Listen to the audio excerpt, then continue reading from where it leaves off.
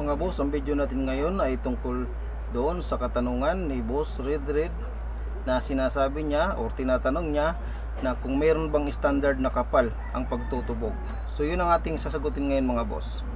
Para doon sa mga gustong matuto na magtubog kung paano tinutubog ang alahas at sa mga mahilig mag DIY para makatipid sa kanilang pagtutubog ng mga alahas. Para sa inyo ang video na to. Ngayon mga boss, pag-usapan natin ang tanong ni Boss Red na may standard daw ba na kapal ang pagtutubog.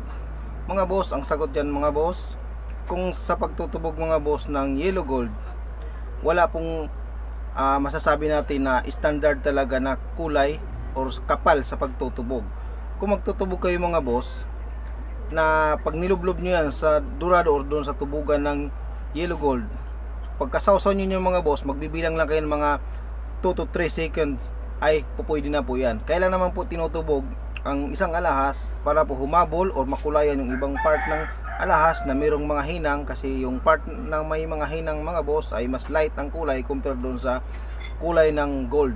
Kaya lang po tinutubog yan para medyo humabol lang po ang kulay or magpapantay ang kulay. So magbibilang lang kayo mga 2 to 3 second ay pupwede na po ang kulay ng alahas. Kasi mga boss, kapag sumubra sa pagtutubog ang isang yellow gold ay pumapangit po ang itsura, nagmumukha na po siyang fake.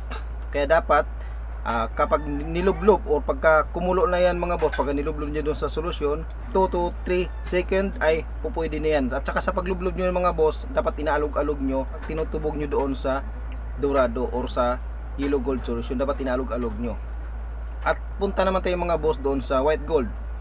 Sa pagtutubog naman din mga boss ng white gold ay medyo hihigit doon sa 2 to 3 second. Kasi mga boss, para po mas makapitan din doon yung mga sulok-sulok or pumuti yung mga sulok-sulok, pero kapag nakita nyo na pumuti na, wag nyo nang mas tagalan pa, kasi nawawala po ang kinang ng isang alahas or nasusunog ang itsura, nawawala or lumalabo ang alahas, nawawala yung kinang niya kapag sumubra sa pagbabad doon sa pangtubog ng white.